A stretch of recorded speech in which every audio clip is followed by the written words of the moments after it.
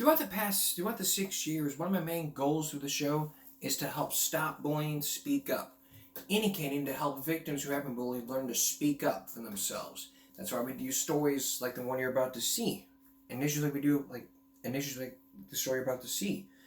There's been a third case of bullying at a West Salem middle school. They used a panic button after the third incident that happened. The video you're about to see is very disturbing to watch. Take a look.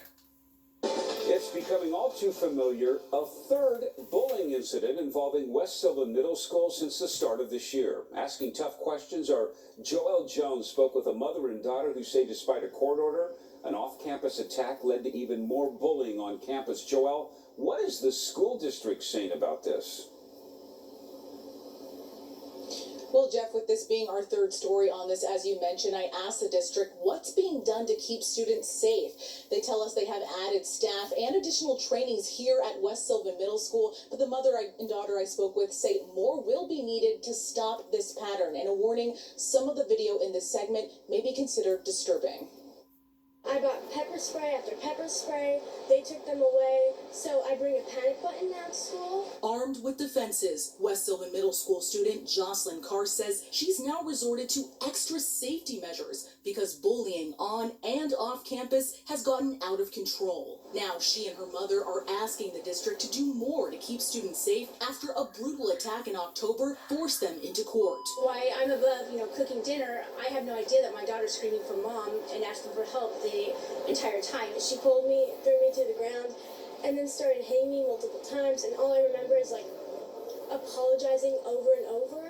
I kind of didn't know what was real at that point. This video shows Karst assaulted by another West Sylvan Middle School student at an apartment complex they both reportedly live at. And while the assault happened off school grounds, the victim's mother tells us they received a temporary protective order against the student in October, alerting the school shortly after it happened, but says no action was taken until after a Multnomah County judge made the order permanent in March. The teachers and the principal mostly have been very aware of what's going on and still did not follow those rules. I mean, we could have been, I think, held accountable too if something would have happened with her, towards her. Either way, it goes both ways, and nobody established any kind of rules or boundaries. Jocelyn's mother, Heather Chick, tells us after the incident, the video was widely shared throughout the school, leading to more harassment and threats against her daughter on campus. This report comes after KOIN 6 covered 2 other attacks involving West Sylvan Middle School students over the past few months, with an attorney for the mother and daughter writing in a redacted email to school staff March 9th, quote, "I am aware of multiple acts of violence that seemingly continue to occur at West Sylvan Middle School. While this pattern concerns me, I specifically need to know what steps you are going to take to protect my client while she's in your school, in compliance with the terms of the attached order." I'm glad I did what I did, but I still couldn't stop it. The school could have. The letter was confirmed by PPS Chief of Schools, Dr. John Franco, who oversees bullying and tells KOIN 6 the student identified in the stalking order has not been on campus since March 8th. In response, he tells KOIN 6 in part, quote, "There is a national crisis around student dysregulation, and we in Portland are not immune to this crisis. We have and will continue to prioritize social-emotional learning, or SEL, support for students through SEL curriculum, increasing the number of quality mental health providers, and professional development for educators and staff." And while PPS says they have now added a campus safety associate at West Sylvan Middle School and are incorporating lessons on anti-bias, this mother and daughter say more can and should be done to keep students safe. I think they need to show concern as if they're their own kids, because technically they're their second parent in a way, if you think about it. They go to school a lot of hours, and those kids depend on these adults to take care of them and to watch them and keep them safe and to teach them. And what they're teaching them right now is nobody cares.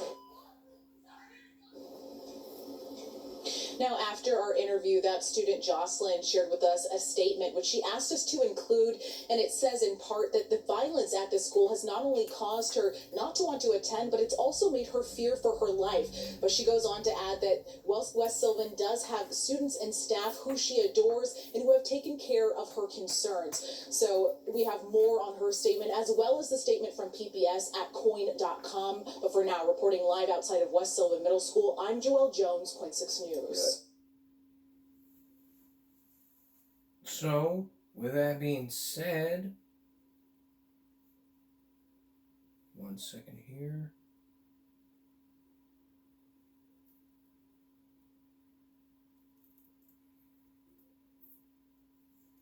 Common sense alert.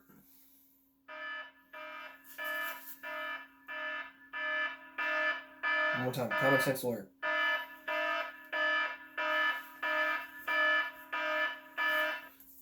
Where to begin here?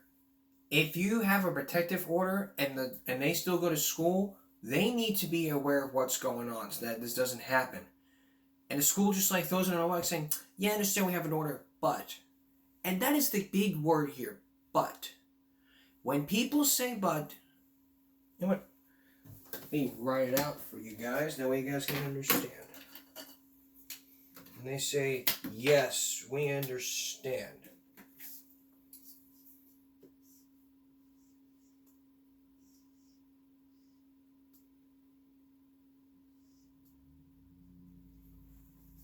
When people say but, they mean forget everything I just said. I'm going to now tell you what I really mean. There is no but. There is no if. There is no and. There is definitely no excuses. No excuses at all.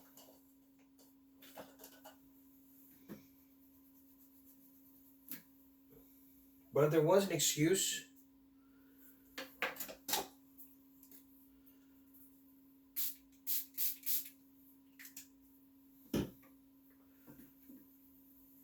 nobody would be here after all. But I'm glad this is being taken care of and something is being done to prevent this from happening again. So there's the common sense on this. Still ahead, this woman says she did not kill this person. But if she didn't do it, who is the real killer? We'll tell you. Stay with us. There are some cases happening in these illegal gambling rooms. In these illegal game rooms where it's all about gambling. And gambling is legal in the state of Texas, but it could be legal. It could be legal in September. But people are overseeing these game rooms. How do we combat them? How do we combat them happening again? You're about to hear from people who say that more needs to get done, and you also hear from the chief of police here in Corpus Christi who says that more needs to be done. Here's Michelle Lorenzo.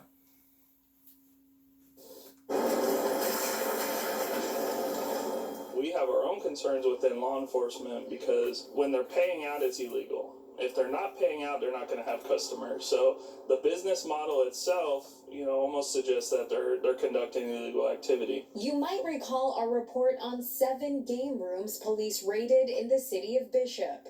Operations for those businesses along Highway 77 were shut down as part of an ongoing criminal investigation. The chief of police, Edward Day, said the investigation spanned for several months. We have a pretty complex city ordinance to regulate these establishments, and none of those businesses were in compliance with those. So we went ahead and issued citations, fines. In total, 208 illegal gaming machines were found and 2 arrests were made. Some of the security personnel that were on scene were not licensed and they were carrying firearms. So we did make some arrests due to those violations. Since then, Chief Day told us 4 of the 7 game rooms are currently open. But as they remain in operation, law enforcement is keeping a watchful eye. Chief Day says it may seem like all fun and games in some establishments, but participating with others could be like rolling the dice. These are oftentimes criminal enterprises being operated by the same folks that are doing other criminal activities such as selling drugs and other vice crimes.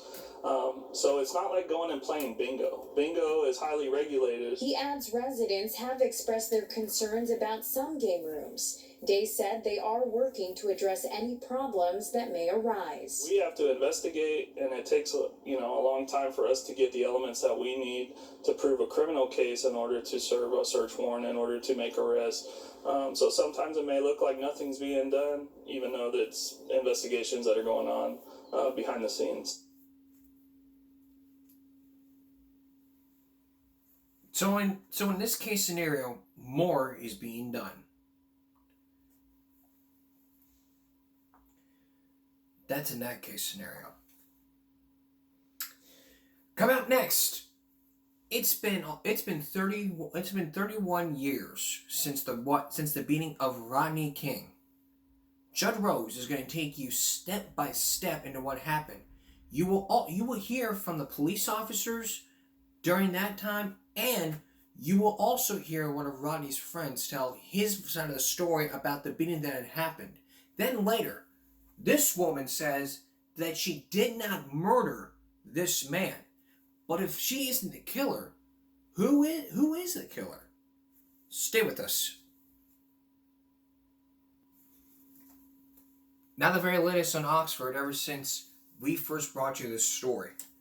New details are arising in this case. Just 15 hours ago, the Detroit Free Press posted an article saying that Crumley parents are banned from son's hearing because they want to silence him, according to the prosecutor Karen McDonald. Against their wishes, James and Jennifer Crumley will not be allowed to attend their son's hearing to determine whether he will have a chance of parole or will spend the rest of his life in prison for a deadly school shooting. Without explaining why, a judge this week denied the Crumleys' request to attend their son's so-called Miller hearing, an event that their lawyers have argued is of paramount importance. Hogwash continued. Prosecutors who blasted the Crumleys over their request, alleging they want to attend the hearing only because they learned it would include testimony that they would be unfavorable to them. In doing so, the prosecutor portrayed the Crumleys as selfish parents looking out for only themselves and alleging they are using their son in an effort to spare themselves from a lengthy prison sentence. He noted the parents face up to 15 years in prison if convicted of involuntary manslaughter for buying the son the gun that he used in the shooting in November 2021. The 16-year-old faces a life sentence without the possibility of parole if he's convicted. But the harsh court filings continue. Case filing highlights what continues to be legal slugfest between two sides with much at stake. The Crumleys are fighting their freedom, while the prosecution is trying to accomplish what has never been done before: hold parents criminally liable for a mass shooting. In doing so, however, the prosecutor's office has right to the Crumleys with its scorching court filings and news conferences, so much that the defense asked the judge to intervene. That led to a gag order prohibiting both sides from publicly discussing the case. The mudslinging, meanwhile, continues in the court docket, if the prosecutor's latest filing is any indication. Keys is urging the judge to deny the Crumleys' request to attend their son's hearing, stress the parents' concern remains in themselves, not their sons. In the one-page order filed on Thursday, the Oakland County Circuit Judge Cheryl Matthews made no mention of the prosecutor's arguments or the defense team's. Rather, she responded to Crumley's request to attend their son's hearing with one word: denied. The Crumleys are accused of ignoring troubled sons who prosecutors say was spiraling out of control, but instead of getting their son help, they bought him a gun as an early Christmas present. Days later, Crumley used that gun to kill 4 students at Oxford High. Another 7 individuals were injured. The Crumleys have long mandated that they had no idea their son would commit a school shooting. The gun at issue was safely stored at home, and that they are not responsible for the deaths of 4 students killed by their son. The lawyers are still trying to get the case thrown out, arguing the charges are overreaching and unwarranted. The Court of Appeals last month concluded that there was enough evidence to send the case to trial. The Crumleys will appeal to the Michigan Supreme Court. According to their lawyers, court filings since the shooting, the Crumleys have not been allowed to have contact with their son through family members and their lawyers to provide them with updates of their well-being. In case you went around, Ethan pleaded guilty to all charges in October, admitting he carried out an act of terror that killed 4 classmates and 6 students and a teacher were injured. So That's the latest. Is there any more updates? We'll let you know. It's been 31 years since the incident happened in Los Angeles where Rodney King was beaten. Coming up next, you're going to hear from the officers, the arrest report, and Rodney King's friend all tell their side of the story about what happened. Then later on, this woman says she did not kill this man. But if she didn't kill, but if she wasn't the killer, who was the killer? Stay with us. It's been 31 years since the incident happened back in March when Rodney King was beaten up by the Los Angeles County Police Department. Since then, all the police have been facing trials facing court hearings for years. Lawrence Powell was one of them. And if I had Jay Shayla's interview, I would play that. But there is something you have not heard before until now. Tonight, you are going to hear from the police, the arrest report, the nurses, and Rodney King's friend. You'll hear the friend's side of the story about what happened. You will hear from the police side, and you may judge for yourself while watching this who's right and who's wrong in this matter. Here's Judd Rose. In a city built on illusions, nothing that night was quite what it seemed. Heroes turned into villains. The truth became a lie. Shadows fell across the land of sunlight. It was after midnight, Sunday, March 3rd, and Freddie Helms was out for a drive with his friends Bryant Allen and Rodney King. Yeah, we was talking, listen to music, riding, you know. But Rodney said he wants to take us to a place where his father used to take him. Rodney steered his white Hyundai west onto the freeway. It was just about 12:40 a.m. TJ and Melanie Singer, a husband and wife highway patrol team, were here on the Foothill Freeway heading west. Melanie was driving. And she would later tell a grand jury that she looked in her rearview mirror and saw a white compact approaching fast. Singer claims that she let the compact pull ahead of her so she could keep pace and see how fast it was going.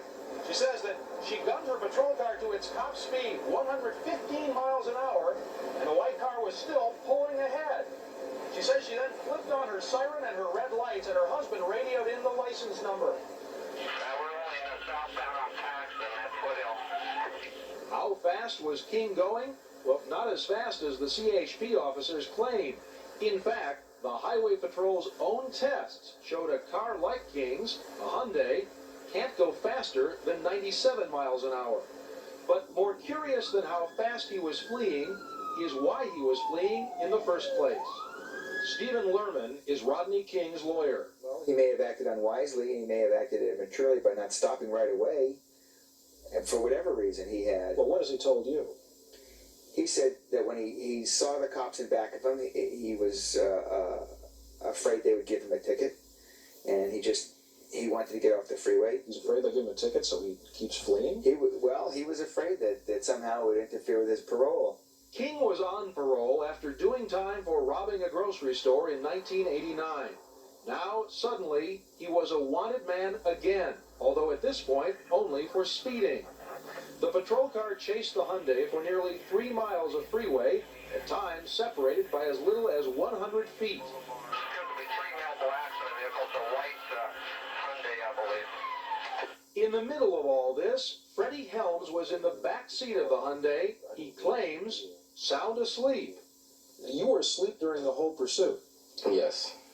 I've got to tell you that some people might find that a little amazing. How could you have been asleep when, supposedly, that car was going in a high-speed chase being pursued by the police? How could you have slept through that? I don't know, I slept through it. I'm a hard sleeper myself, you know. I sleep through earthquakes. Now the chase moved from the freeway to the darkened streets of Lakeview Terrace, with patrol cars from the LAPD and the school district police joining in. But if King was worried, he wasn't showing it. At one point, Mr. King actually came up and stopped for a red light. And so he stopped at sometimes, drove through red lights at other times, stopped at green lights, and then drove through the intersection. According to the Highway Patrol, at 12:51 a.m., just about 11 minutes after King's car was first spotted, he suddenly slammed on the brakes. The chase was over, but police cars, even a police helicopter, were converging from all over.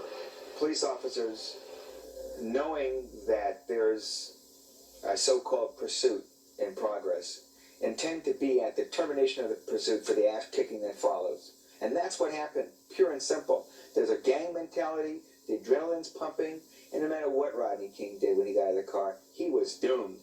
But what King did when he got out of the car had a direct bearing on what happened next. Or that's what you'd believe if you read the arrest report filed later that night. Primetime has obtained a copy of that report, written by one of the LA cops now under indictment. In it, he claims that King ignored repeated orders to get out of his car, and that when he did get out of his car, he ended up getting right back in it, and then finally got back out again. Of course, that's just the police version. And this is Freddie Helms' version. All I seen was him get out the car, then they told us to get out the car. He got out of the car right away, Yes, he did. without delay. Without delay. That's important because the police would try to justify their use of force by claiming King was resisting arrest. Most eyewitnesses say King did not appear to resist. Others aren't sure what they saw. Dawn Davis watched from her apartment across the street. He wasn't really going anywhere. He was standing talking to the officer, and then it looked like just those two were struggling. I didn't see blows going fist by fist, but they were close together and they were in a close struggle. The next thing I know, I guess about 5 or 6 of them came up to him and they took him to the ground. None of the police there that night has spoken on TV about what happened until now. 2 of the officers agreed to talk to Primetime on the condition that their identities be concealed. King was acting very irrational. He wouldn't obey any officer's command to get on the ground, to lay down. Several officers ordered him down, get down. He wouldn't. He acted like he was on something. 2 officers tried at that time to take him into custody. And they were literally thrown off like rag dolls by Mr. King. A lot of people, I had formed in the back of my mind that this gentleman was on the influence of probably a very strong drug. More than likely PCP. In fact, it says right in the arrest report that PCP was believed to be the cause of King's alleged behavior. Tests done later showed King had been drinking, but there was no evidence he'd used PCP that night or ever. Still, his behavior was puzzling, as when the cops tried to subdue him with an electric stun gun, the taser. He was tasered once, and it had little to no effect on him.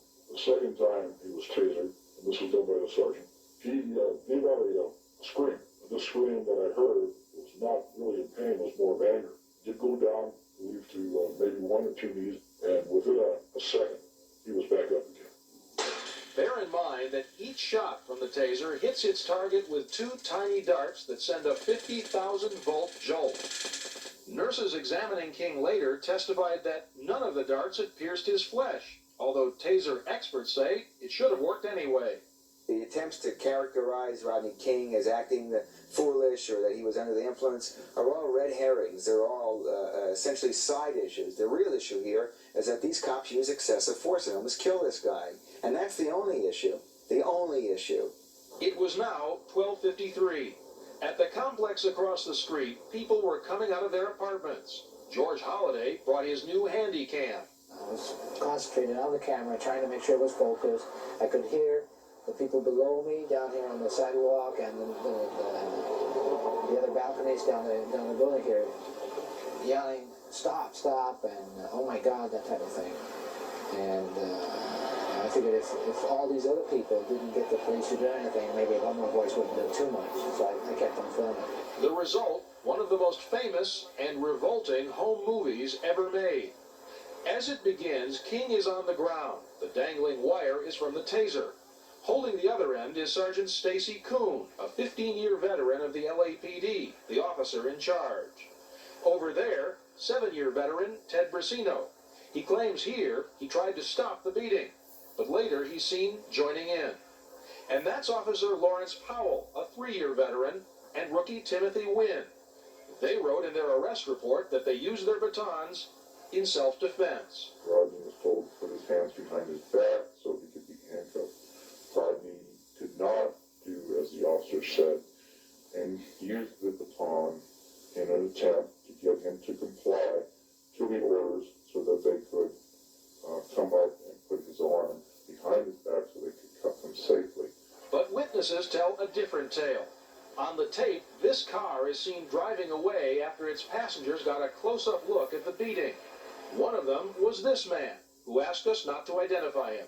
It's trying to go like this, but then he would get hit, so he would go back, to like protect himself. But when they were asking, I guess, to put his hands back again, he would try again, but they would hit him again, and he was getting hit like from different places. And then one guy was telling him, maybe put your hands back, but the other one was hitting him, so there was no way he could put his hands back.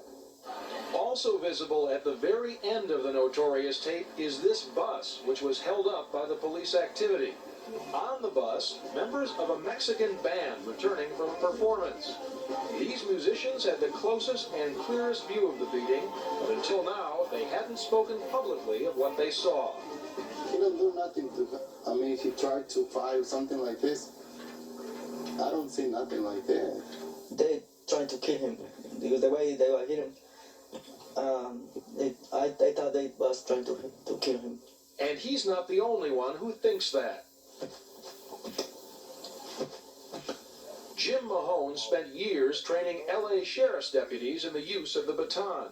He says he knew the cops who beat King intended serious harm when he saw that they were using a two-handed grip. When you put two hands on it as if you're using a baseball bat and wind up and really force yourself coming in, you're generating much more power, probably enough power that, you hit a person in a vital area, probably would take his life, and that's the method that I saw them using. King was indeed hit in a vital area, the head, causing multiple fractures and other serious injuries, including, his lawyer claims, possible brain damage.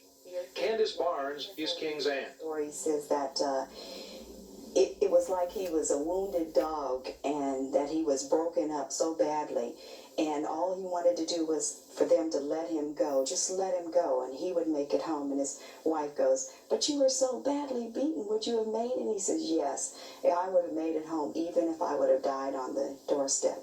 Finally, mercifully, at about 1 o'clock, the beating of Rodney King ended. At about 1:30, King was brought here to nearby Pacifica Hospital and taken in handcuffs to an emergency room surrounded by a half-dozen police officers. The two nurses that treated him spoke later to the grand jury. And according to their testimony, at one point, King was making small talk with them about baseball when a cop said to him, "We had a pretty good hard game ourselves tonight, didn't we? We hit quite a few home runs. Do you know who we were playing tonight, Rodney?" "Yeah," said King. "Me." "Well, you lost the ball game, didn't you?" said the cop. "We won it." In fact, one nurse told Primetime that the officers were openly bragging about how many times they'd hit King. These photos, taken a few days later and seen here for the first time, show the results of that game of hardball. Next month, the 4 LA police officers indicted for the beating will go on trial. As for Rodney King himself, he's undergoing therapy, avoiding reporters, and confronting his demons. He has nightmares all the time, and he'll wake up in the middle of the night, 2:30, 3 o'clock, and, actually screaming, "Don't beat me anymore, don't beat me anymore. Just let me go, I'll go." The California Highway Patrol conducted its own investigation into the beating, and although the findings have not yet been made public, Primetime has learned that the probe concluded that Rodney King did not fight with the police. As Judd said, King is still recuperating, and on his doctor's advice, he's resting and staying out of the public eye. Okay.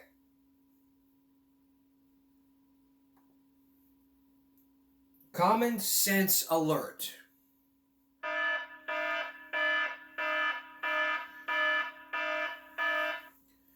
Well, it's been 31 years. Where does it all fit in? That was not a game of hardball. That was an ass whooping. It's like, if you don't do what I tell you, I'm going to give you an ass whooping. It's like you tell your kids. It's like they should tell your kids, if you don't do what I tell you to do, I'm giving you an ass whooping. Oh, you didn't know what I'm telling you to do? Okay.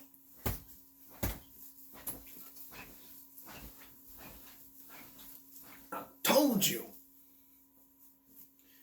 But with batons, if you're trained, if your officers out there, you're trained to use a baton, you don't use it like a baseball bat.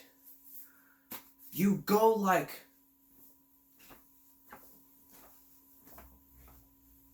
one hand only, not two hands. You're using much force, as that guy said. But the officers have been fired. We've not heard what happened years later, but we'll let you know. This woman claims she did not kill this man. But who was the real killer? It's been over 40 years since this case happened, and Diane Sawyer will tell us when we come back. Stay with us. Now a story that left people on the edge of their seats. It's about a young woman named Bambi who served a life prison. But there's something else. You're about to hear her side of the story as she tells of a horrific murder that had happened just over 30 years ago. You will also hear from the police. So was she the killer, or was there a motive? Who was set up? Here's Diane Sawyer.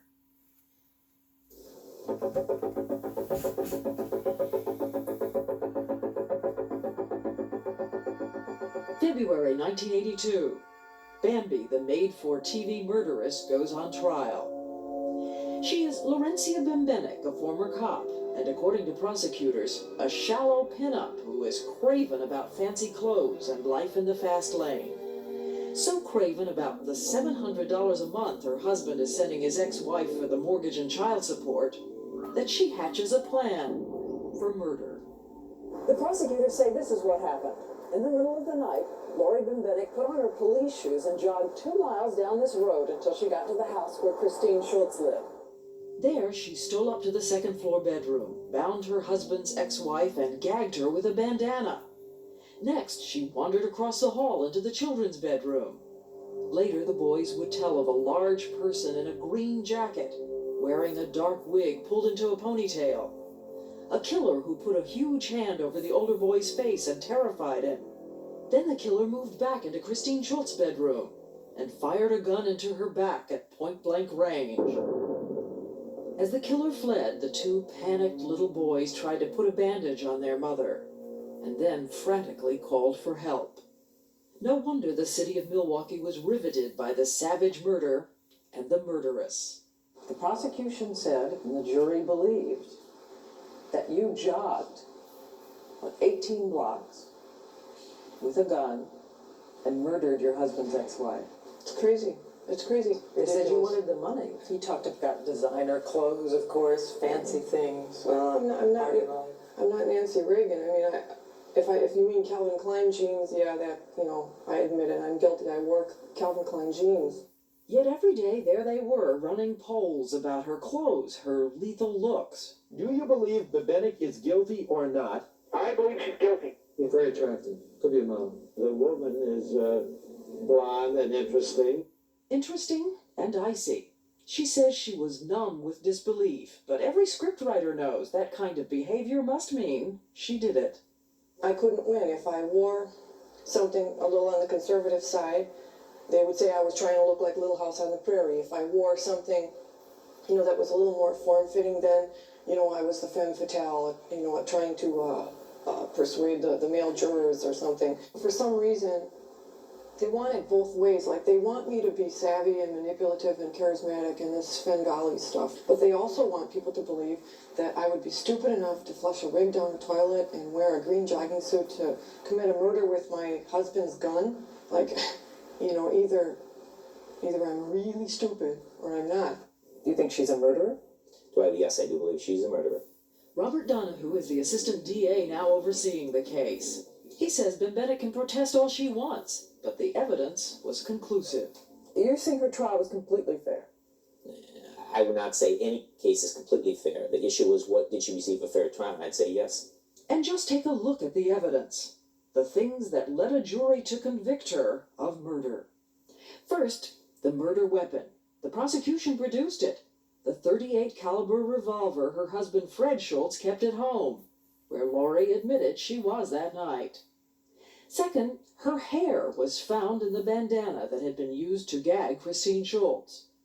Third, a woman appeared who said that Bembenek had bought a wig from her, and a brown wig was found blocking the drain from the toilet in Bembenek's apartment building. Fourth, another woman said Bembenek had taken a green jogging suit out of a store. And then, finally, the star witness appeared. Bembenek's old friend and roommate, who seemed to seal the verdict when she said yes, she had seen that green jogging suit, and with her mother heard Bembenek say with all seriousness, "She said that it would pay to have Chris blown away." Two witnesses said that you had said that it would pay to blow her away. Yeah, I know, and that's just absolutely not true. Did you murder your husband's ex-wife? No, absolutely not. if that's true, how could Lori Bembenek end up this way, about to spend her whole life in jail? The little girl who grew up in the Polish working-class neighborhood and, yes, posed for a pinup 13 years ago. I'm sure everybody has done something when they're 18 or 19 that they wouldn't like to admit to today. But she also worked for feminist political groups and became a cop, as her dad had been. A star among the 100 women on the force of 2,000 men. Men who, she said, ridiculed rape victims and tormented women officers. Others, afraid to be identified, officers who were there with her, confirm her account. She kept speaking up and she wouldn't let it rest. So they had to do something major to deal with her so that she wouldn't expose certain individuals. She was viewed as a person that was a troublemaker, and they were trying to get her off of the police department. And they did. Bembenek was fired, accused of lying about the fact that her friend and fellow cop, Judy Zess, had been smoking marijuana. In retaliation, Bembenek turned in photographs of male cops dancing nude in the public park, in front of children. And she started filing serious discrimination charges. I did have my tires slashed, and I was getting the threatening phone calls, and a dead rat was found on the hood of my car. But that changed after she got married, to a policeman, Fred Schultz. Who was the man you married? I don't know. Did he love you? I thought he did. And he did stand by her, even after she was accused of killing his ex-wife, even as all that evidence was introduced in the trial. There were missing links, and it causes me to conclude that the truth is not out in this case yet. I think what comes out of it is that the case against her is very, very, very dubious. Attorneys Frank Morocco and John Callahan and Detective Ira Robbins are just 3 of the dozens of defenders who, over the years, reviewed the Bembenek case and concluded she is innocent. Morocco and Callahan are with the high-powered Canadian firm Smith Lyons, but they donated hours of time in the hope that someone would reopen the case and look at the evidence. I think it's for me to say that there are circumstances in this case which defy explanation. You draw your own conclusions from it. So we decided to re-examine the evidence ourselves, to see how it stood up after all this time. We began by trying to find that star witness who had disappeared in recent years. We finally tracked her down in a small Texas town. Judy Zess made it clear to us she thinks Lori Bembenek is guilty, and guilty or not, she doesn't like her. Saying as we arrived, I'm sick of hearing that blank Lori is innocent. Diane Sawyer, you and me wouldn't be doing this story if she was some fat hogger. We also noticed that as we asked Judy Zess about her testimony, we got wildly varying answers. First, she contradicted what she said at the trial, telling us Bimbenek wasn't really serious about wanting to blow Christine Schultz away. I've always said the same thing, and I've never recanted my testimony. But whatever she says, we discovered that over the years, she's left a trail of reversals, retractions, confessions that would make a contortionist dizzy. In 1984, when she thought an investigator might give her money for her story, and she says she was smoking dope, she told him the police did a fantastic cover-up. She even said flatly in a stress test, there was a conspiracy to frame Bimbenek. So was that the truth, or was it a lie? I wasn't lying. I just still to this day have questions like everyone else. But this isn't just sort of a vague, ambiguous I wonder here. This is, can you provide evidence that there was a conspiracy to frame Bimbenek? And you say yes. Well, they wanted her, and they convicted her. But what do you really think of her reliability? You're one of your star witnesses. I'm not going to comment on how I feel about somebody's reliability. I'm just not. So if Judy Zest turns out to be a marginal witness, what about the evidence that seems so clear-cut? For instance, the blonde hairs, just like Bimbenek's, that were found in the bandana used as a gag. I found no blonde hairs. This is Elaine Samuels, the woman assigned to review the evidence brought in from the murder site. She was then the city's assistant medical examiner. She says there's no way she could have missed those hairs in the bandana. Those hairs could have got there only one way. Fairly recently, I have learned that the bandana had been removed from the evidence room by the police and returned a day later. It would have been very easy for someone to take a blonde hair off Laurencia's hairbrush, put it on the bandana. The blonde hairs have to have been planted by the police. Nobody else could have planted them. She was just wrong, okay? You're saying she was incompetent all those years? On many things, that was our position, many things. Doesn't say much about your departments here. No, it's not our department. But Samuels isn't the only person involved in the case to tell Prime Time that the Milwaukee police investigation was a strange and suspicious travesty. Even when it came to the piece of evidence that would end up sending a woman to jail for life, the murder weapon, the gun which Laurie's husband Fred kept at home. If you were going to kill someone, would you have known that the bullet could be traced to the gun? I was a cop, of course. Of course. I mean, you know, you'd throw it in the middle of Lake Michigan. You'd do anything but to, you know, use your husband's gun and bring it home.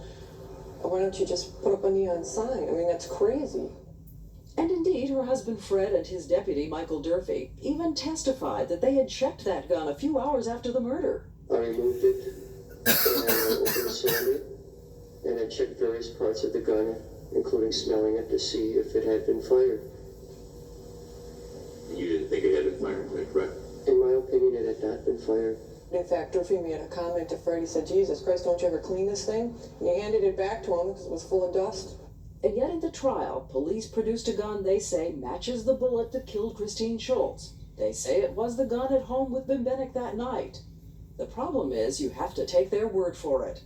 There was no record of the serial number, and Durfee said he threw away his notes. Eureka, they don't write down the serial number. 2 experienced police detectives with 13 years experience make their report, check the gun, indicate there's a presence of dust, it wasn't fired, and they don't write the serial number down?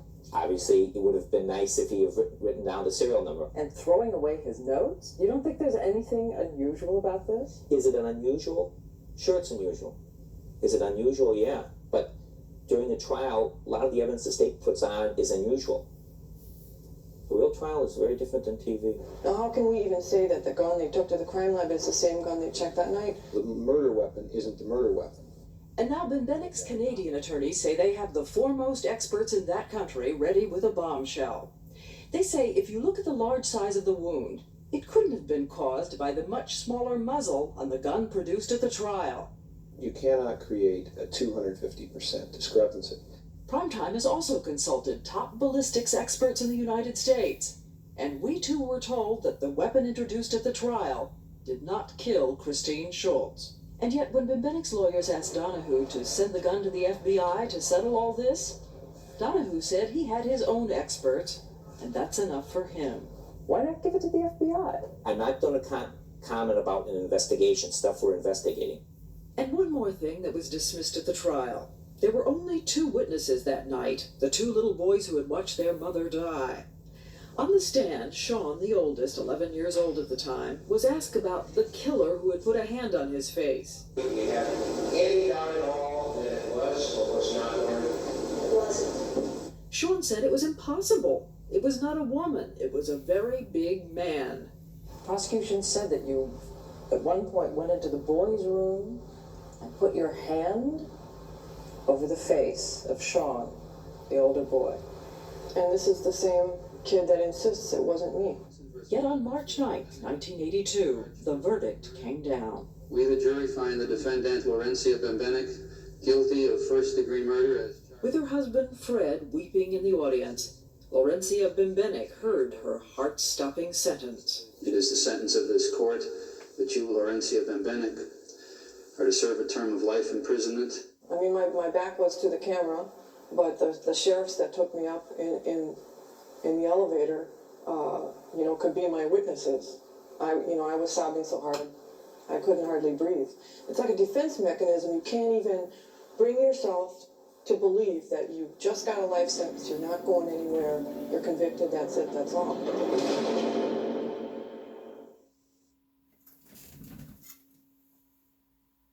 A life sentence, that's all. When we come back, if Bambi wasn't the killer, who was the killer? Was it her husband? Remember, one of the kids said it was a very big man, but the prosecution says that Bambi went into the boys' room and put the hand like this over the face. Now you see my hand right here? That hand would cover my face. But if it did, would I be accused of murder? Absolutely. I mean, the evidence of point, if this was happening 30 years ago, and I put a gun, and if I had a gun and put a hand on someone's face while suffocating, while being suffocated, I want to scream.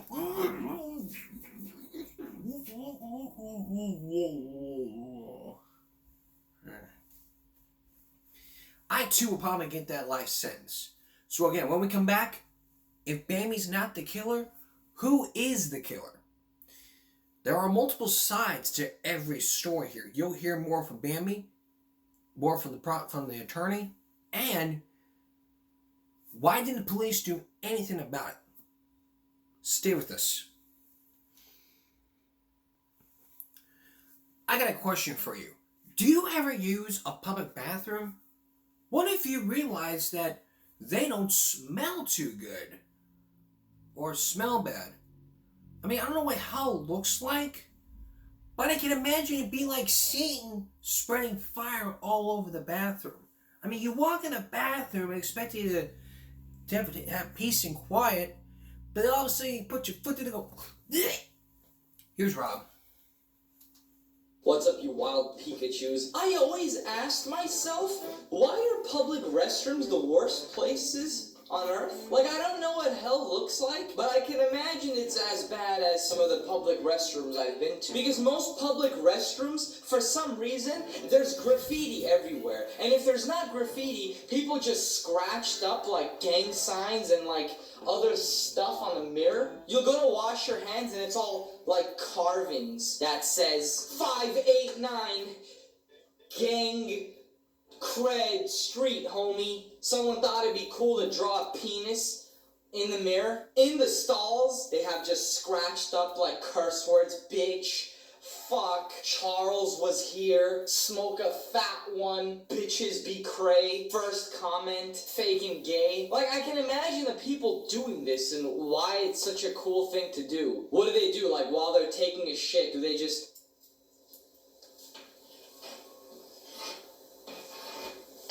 Sick. Have you walked into the ones that just completely smell like shit and piss as soon as you step your foot in it? Like, you could see it, you're not even there yet, but as soon as you put your foot in, you're like, ugh, as if 3 camels had diarrhea all over the floor. It smells like puke from a mule ruminating on asparagus for 3 weeks. There's like low lighting and the whole bathroom looks uglier than Fousey tube. And there's always like piss in the corner, piss around the toilet seat. What happened? Was little Timmy so much in a hurry that he couldn't make it? Did he watch the movie It and was afraid that something was gonna come out of the freaking toilet seat in the drain? Or was it some like really drunk and stupid guy who doesn't even know how to aim? Or is it the final option of someone who did it on purpose because they thought it'd be funny or something? I don't understand the logic. It's like, it's a bathroom, guys. Let's try to keep it clean because it's a bathroom. I really feel like the people who do it are homeless or something, because does the bathroom in your house look the same? If I come into your house, will I see boobs and ass vandalized, all over your walls? Sometimes it's like the moment where you walk into a stall and you're like, alright, I already know I'm not gonna go in there because the toilet's like overflowing, there's shit, feces everywhere. It's like a scene from Two Girls in One Cup. It's a scene of like 5 kids playing with a broken chocolate frozen yogurt machine from Yogurtland. I've seen ones where some guy unrolled like the entire roll of paper all into the toilet. There's like 500 yards of toilet paper all clogged inside the toilet, wet, all over the bathroom stall. And what's the deal of vandalizing and like scratching in things on the actual toilet seat? I've seen the entire toilet seat completely scratched up with like things. As if people walk in, look down and go, whoa, this must be some poetic sketching. This must be undiscovered hieroglyphics or something. Let's try and translate like what this talks about. Now at least they put some of those like mats or like those scented things like in the stalls when you take a piss, because I remember before a lot of stalls didn't have that. Your piss literally like splashed everywhere. But now it somewhat makes the bathroom smell a little nicer, I guess. Some stalls have those broken air machines that are supposed to dry your hands, but you're kind of there for like 5 minutes. Okay, I'm not even dry yet. And you still don't want to touch the freaking door handle. Because people like, oh yeah! Just grab that shit with germs everywhere. You don't want to touch it, especially if it's before you're gonna eat something. This is why I avoid them at all costs. Sometimes I'll go in just to wash my hands before I'm gonna eat, and even that's too disgusting for me. The nicest restroom I've been in my entire life was at the Four Seasons in Beverly Hills. When you go to places like that, you feel really good about yourself in life. When you go to some place like downtown Manhattan, New York, into the public restroom of McDonald's, you know what you're gonna expect. I'd rather be in a torture chamber. I'd rather walk into a farmhouse that slaughters diseased hyenas. I'd rather be in an episode of Saw. I can imagine what it feels like for these store owners to be like, oh, you know what, let's actually spend some money and renovate the restroom, put a nice mirror, paint the walls, the stalls look nice and clean. I feel good about what I did. And then a week later he walks in and he's like, holy tits! Drawings everywhere, markers, scratchings, piss, feces. Every inch of the walls and stalls are vandalized. Worse than the walls while you're waiting on the Revenge of the Mummy ride at Universal. But it's disgusting. Public restrooms, they're the worst. And especially the worst. Especially the worst. Next time, coming up on Saturday, we're going to tell you about public transportation and why it sucks from Rob. So who was the actual killer? Did Bambi kill him? If she wasn't the killer, who was? When we come back, if Bambi wasn't the killer, who was the killer? And why did the police fall through the procedures? You'll hear more from Bambi, and you'll also hear more from the attorneys. We'll be right back. Stay with us. Well, we're now out of time, but we're going to continue this investigation on Saturday. Tomorrow, which is Saturday. Now, was Bambi the killer? If she wasn't, who was? And why did the police do anything when all the evidence was right in front of them? Here's a preview. When we come back, if Bambi isn't the killer, who is? And why didn't police follow procedure? Eureka, they don't write down the serial number. The growing question of a conspiracy. by members of the Milwaukee Police Department to silence a woman who may have known too much. But Prime Time continues. Don't miss the conclusion to this story. You'll also hear more from the police and more from Bambi as we try to piece together what happened during that night in 1982. That's on Saturday. Well, that's it for Give Me Break. That's it for Give Me Break Friday going to Saturday, unless, of course, you want your congressman. We'll see you again for Give Me Break Saturday night. For everyone here at YouTube, stop bullying, speak up, and always remember this: concentration, not strength. Good night, everyone.